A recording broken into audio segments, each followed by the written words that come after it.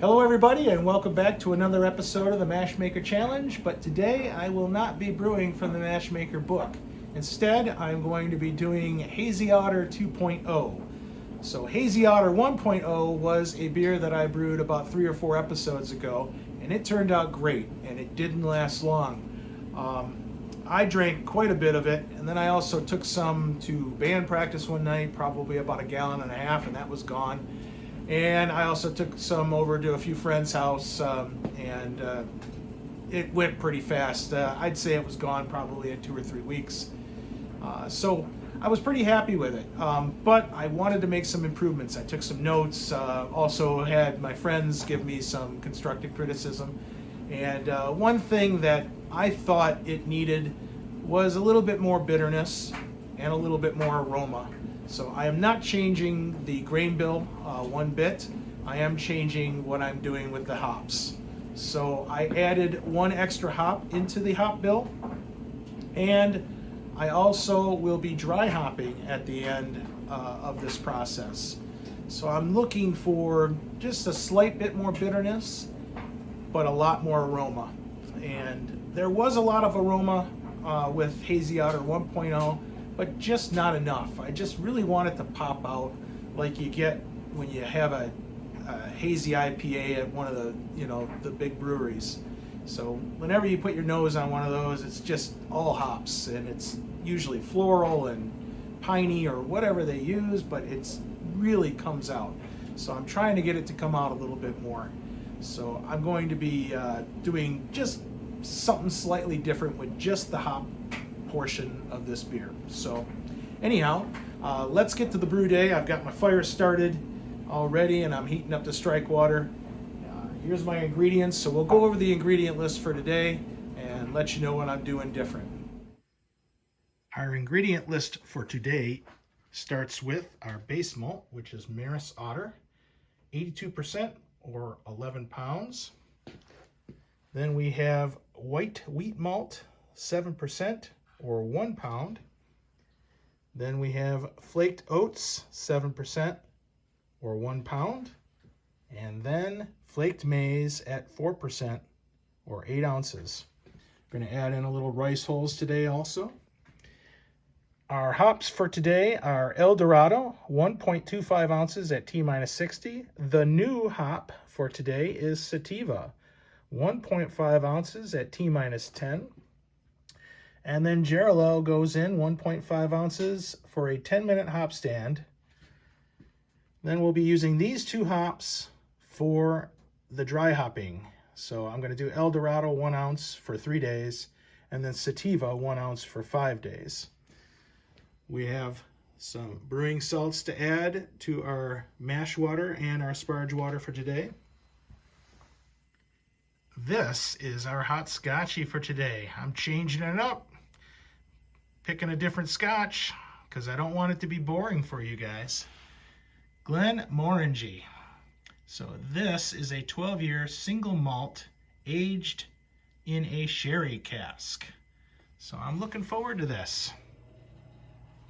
Our yeast for today is Imperial Independence. So as you can see, when I started this last night, it really bubbled up quickly. So the Kreuzen probably got to, looks like about an inch and a half thick on top. It really went nuts. So these little yeasties are ready to chew through some sugar.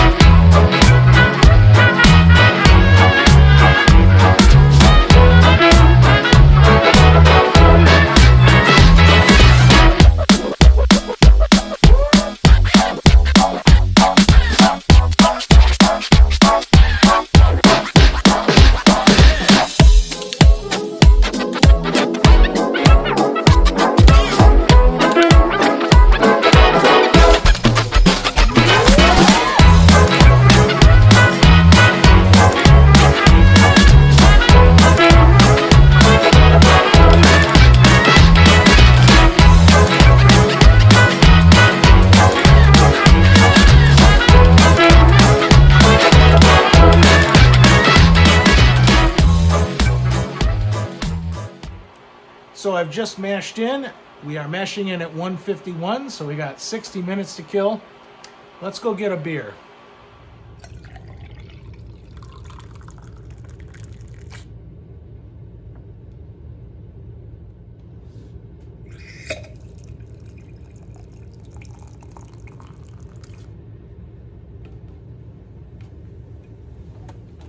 Okay, it's show and tell time. So what we have here are two beers that I recently brewed.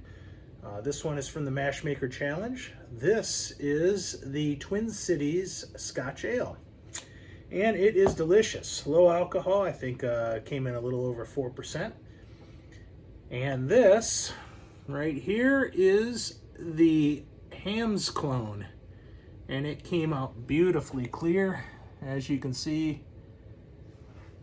Very nice, and it is also very delicious and low alcohol. The Scotch Ale, it just smells terrific. Very malty, just a little bit of chocolate maybe, not too much, but just a little, but kind of a raisiny type of fruity smell to it also. And it's just delicious. I mean, it's a low alcohol beer, so it's not coming through as like a big malt bomb, or, you know, it's not terribly hoppy either. It's pretty much right on par with an easy drinking summer lawnmower beer, basically. And I really like it. It's something I can have a couple of in the evening and not be, you know, passing out on the couch in the middle of a movie or something.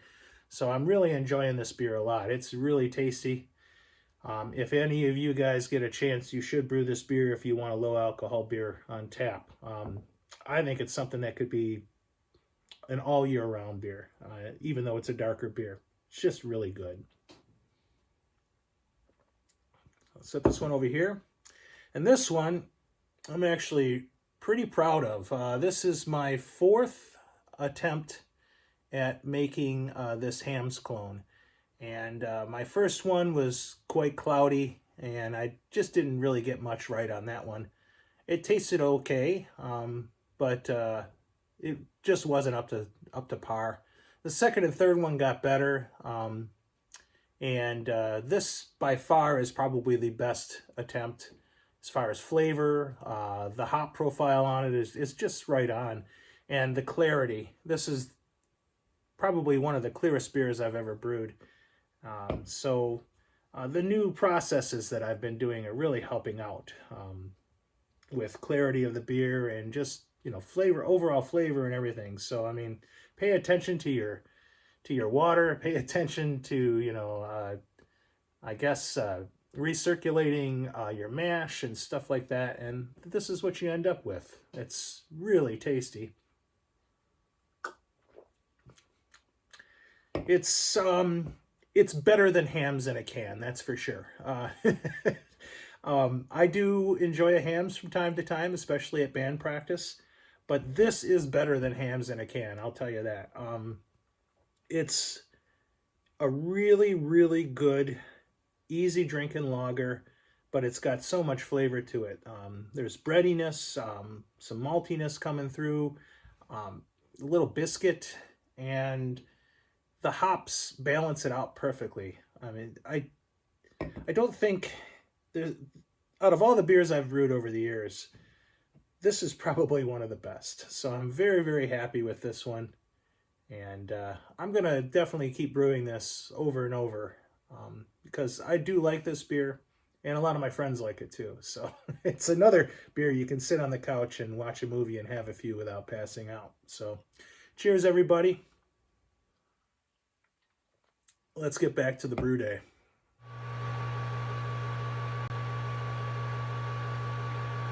It is hot scotchy time. So I'm going to open up this little cute, tiny little bottle of scotch.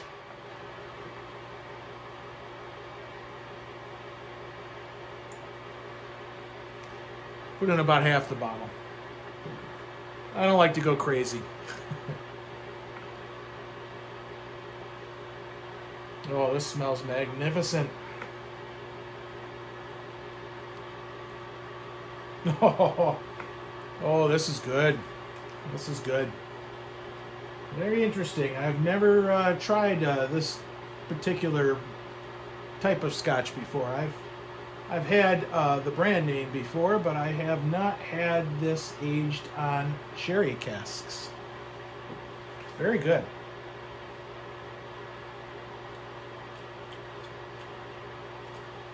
If you're into hot scotchies, give this particular scotch a try. It's very good. I like it. It's got some nice sweet overtones to the scotch and, of course, to the wort. The wort is sweet. It's got a little bit of a kick, a little bite, but very nice. Very nice. I might have to pick up a big bottle of this. Well, we've mashed out and drew off our wort, so it's in the boil kettle right now and it's heating up. So I'll just share a couple of numbers with you here really quick, some comparisons between the first batch and the second batch. So the first batch, first runnings were 1078. Today's first runnings were 1076. Second runnings were 1028, and today's second runnings 1029. And then the pre-boil gravity, the first batch was 1058, and today's batch is 1051. Now, the reason why that is because I added just a slight bit more wort into solution. So I'm at about 6.5 gallons right now. So the reason why I added the extra half gallon today is because I always end up with a little loss after, you know, hopping or putting the hops in and everything like that. So I'm trying to get perfectly to 5 gallons. Last time I had a little less than 5 gallons at the end of fermentation and everything like that. So little low, you know, seven points low on the pre-boil gravity, but I'm looking for a final gravity probably. Last batch was 1066, and I'm probably going to end up with about a 1060 gravity or so at the end of the boil. So that'll be fine. I'll be happy with that. So as long as I get 5 gallons of beer, that's all I'm really concerned with. So that's the numbers for today so far.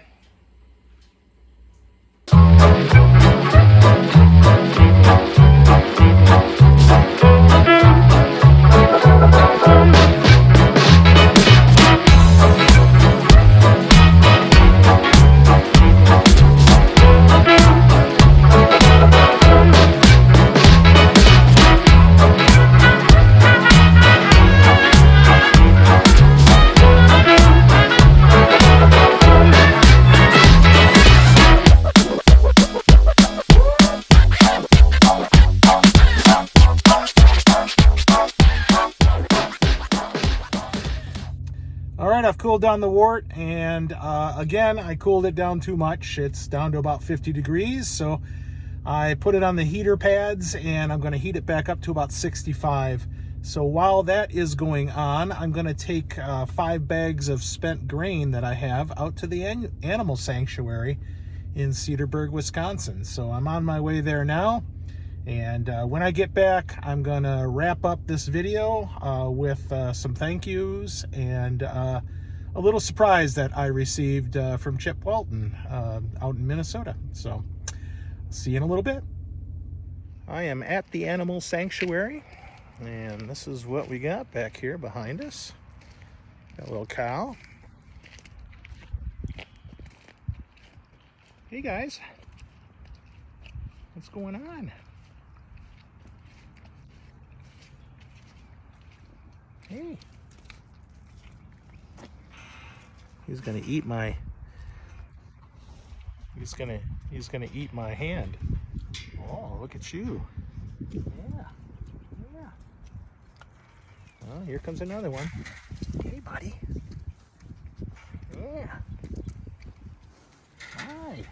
You see right here? They want you to dump the spent grains inside this little bin here. And then they scoop it out and they give it to the chickens and the cows and whatever else they have around here. Looks like I filled up their bin. There's something over here right now. What do I see here? Is it a cat or is it a chicken? Oh, it's a chicken. I am back from the animal sanctuary, and so wanted to show you a little something. Chip Walton sent me a nice box of goodies. We trade back and forth quite often, actually. I send beers out to those guys out there, and Chip usually puts together big packages and sends them back out to me. So I've got one beer here that's chilled and ready to go, and this is a honey Kolsch. Oh, there's Brewcat. Brewcat showing up. So I'm going to pour this one out right now and enjoy this, and then I'll show you the rest. Oh, look. You want some? It's honey. No, she's not really a big beer lover. So anyhow, yeah,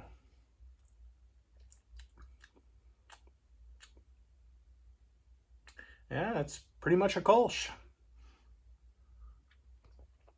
I'm not getting a lot of honey notes or anything like that. Maybe just a little bit in the mouthfeel, but it's a good Kolsch. I really like it. Fantastic. So, yep, another gift from Chip Walton. Thanks again. So let me show you some of the other stuff I've got. So he sent a Jamaican style stout. So it's got cocoa, espresso, dark fruit, and rum kisses. Pretty cool. Yeah. I'm gonna get that one chilled. He sent me a couple other honey things. If you notice, there's a theme here. I love honey. And so I've got a couple of honeycomb catacomb honey double porters. So these are going to be delicious. I think the honey will really come through on these. So I'm going to chill one of these up and have it later on this week. So I've got two of the honey porters. Looking forward to that. I sent him some honey beer also. Cooperator Doppelbock. So I've heard a lot of good things about this, and I'm really looking forward to trying this also. And then he sent me a homebrew, I'm not sure if I'm pronouncing this right, a Rausch beer. It's a smoked beer. So I'm going to chill this also and probably have it tomorrow night. And then, to my surprise, he also included 4 wonderful meads. Are they all meads? Let me check. Nope, I'm sorry. There's 2 meads and then 2 old scallywags, which is a barley wine that Paul Fowler makes. And I've had it before, and it's amazing. It's so good. Everything that Paul makes is really, really good. Same with Chip and, you know, everybody out there, all those guys, Dono, they're all brewing great beers. And so it's always a treat to get a box full of goodies from them. But I got a berry bomb mead, a mulberry mead, and 2 old scallywags. And these were brewed, it looks like, on December 11th, 2021. Or were they brewed, or maybe they were bottled then. So I know he ages these for a little bit of time, so probably not brewed on 12/11, probably bottled. So looking forward to all this. Thank you, Paul Fowler, once again. Always awesome to get good beers and good meads from you. And thank you, Chip Walton, once again for sending all this stuff out. It's good to have brewing friends, sharing beers and having a great time. So cheers to you guys, and cheers to everybody out there who's watching today. Thank you very much for joining me once again. I really appreciate it.